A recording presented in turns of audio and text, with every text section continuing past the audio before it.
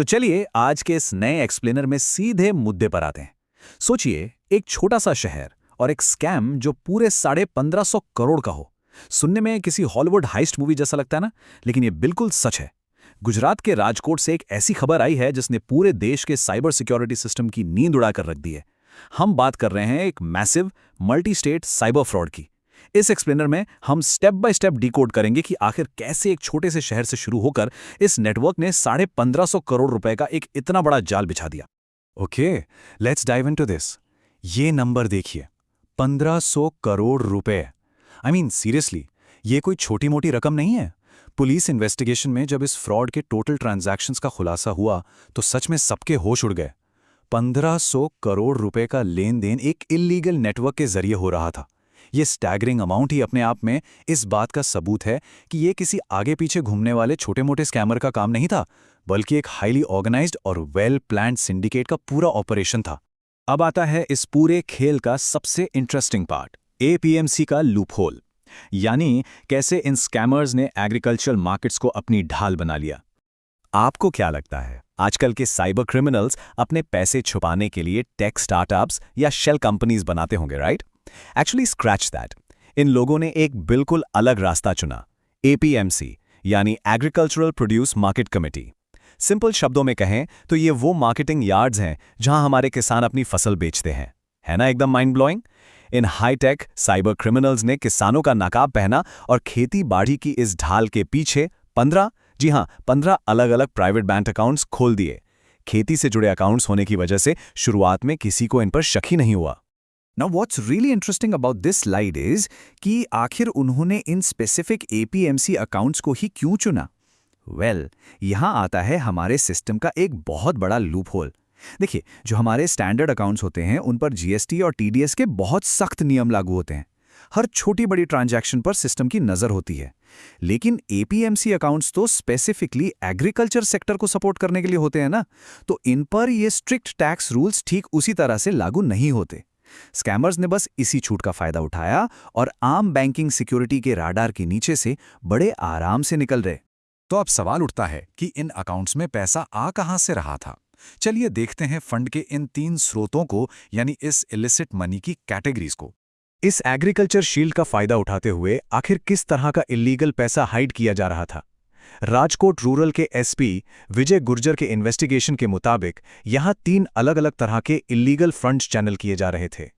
पहला, actual cyber fraud का पैसा। दूसरा, इलीगल गेमिंग से जुड़ी हुई ट्रांजैक्शंस। और तीसरा, जीएसटी की धांधली का सस्पिशियस पैसा। मतलब समझ रहे हैं आप, एक ही एग्रीकल्चरल अकाउंट के पीछे ये 3 अलग अलग नदियां बिना किसी रोक टोक के बह रही थीं। ये फ्रॉड सिर्फ एक क्राइम तक लिमिटेड नहीं था, ये तो अलग अलग इलीगल एक्टिविटीज का एक पूरा सेंट्रल हब बन चुका था। अब आते हैं इनके ऑपरेशंस पर, द म्यूल अकाउंट नेटवर्क। चलिए देखते हैं कि साइबर सिंडिकेट में काम का बंटवारा आखिर कैसे होता था। एंड दिस ब्रिलियंटली इलस्ट्रेट्स कि इनका डिवीजन ऑफ लेबर कितना प्रिसाइज था। 1500 करोड़ का ये चक्रव्यूह अकेले तो चल नहीं सकता था। हाल ही में पकड़े गए 9 लोगों की गिरफ्तारी से इस पूरी चेन का खुलासा हुआ। ये लोग अलग अलग स्टेट से बहुत सफाई से ऑपरेट कर रहे थे। स्टेप 1, राजकोट के सस्पेक्ट्स मिहिर और हिरेन अकाउंट्स अरेंज करते और पैसा निकालते। स्टेप 2, तेलंगाना में बैठा अदिलुद्दीन बैंकिंग सिस्टम मैनिपुलेट करके फंड इन म्यूल अकाउंट्स में ट्रांसफर करता। और स्टेप 3, ये सारा डिजिटल पैसा वापस फिजिकल कैश में बदला जाता, ट्रेडिशनल अंगाड़ियां या हवाला कुरियर्स के जरिए। आई मीन, बैंकिंग फ्रॉड से लेकर फिजिकल कैश कुरियर्स तक इनका काम करने का तरीका किसी वेल ऑयल्ड कॉर्पोरेट कंपनी से कम नहीं था। अब चलते हैं थोड़ा आगे और देखते हैं इस पैन इंडिया क्राइम वेब को। आखिर इस पूरे स्कैम के शिकार कौन लोग हुए? चलिए मूव करते हैं और देखते हैं कि ये कैसे बिल्डअप होता है जब हम इसका ह्यूमन इंपैक्ट देखते हैं। ये डेटा सीधे साइबर क्राइम पोर्टल 1930 से आया है।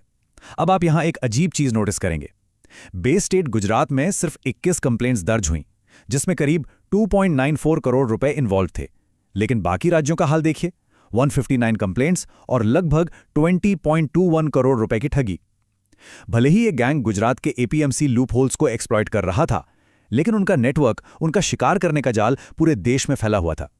ये बताता है कि आज की डेट में डिजिटल फ्रॉड किसी स्टेट के बॉर्डर्स को नहीं मानता। तो अगर हम इस देशव्यापी असर को टोटल करें तो देश भर में कुल 180 शिकायतें दर्ज हुईं। और यू नो व्हाट, इन्हीं 180 अलग-अलग शिकायतों ने पुलिस के लिए ब्रेड क्रम्स का काम किया। जैसे एक डिटेक्टिव कोई बड़ी पजल सॉल्व करता है ना, ठीक वैसे ही जब इन्वेस्टिगेशन एजेंसीज ने देश भर की इन पोर्टल कंप्लेंट्स को आपस में जोड़ा, तब जाकर इस massive interconnected APMC account network का फाइनली पर्दाफाश हो सका। एक आम इंसान की कंप्लेंट सिस्टम में कितनी अहमियत रखती है, ये केस उसकी परफेक्ट एग्जाम्पल है। इस पूरे एक्सप्लेनर से एक बहुत ही जरूरी और थोड़ा डरा देने वाला सवाल उभरकर सामने आता है। जैसे जैसे ये डिजिटल बॉर्डर्स प्रैक्टिकली खत्म हो रहे हैं, हम इन हाईली ऑर्गेनाइज्ड साइबर सिंडिकेट्स के खिलाफ अपने लोकल बैंकिंग लूप होल्स को आखिर कैसे सुरक्षित करेंगे। इस केस ने ये क्लियरली साबित कर दिया है कि जो सिस्टम किसानों की भलाई और उनकी सुविधा के लिए बनाया गया था, वही एक मैसिव साइबर क्राइम का हथियार बन गया। सब कुछ आपस में बहुत गहराई से जुड़ा हुआ है। सोचिए इस बारे में। उम्मीद है इस एक्सप्लेनर ने आपको इस मॉडर्न साइबर हाइस के बारे में कुछ नया और जरूरी पर्सपेक्टिव दिया होगा।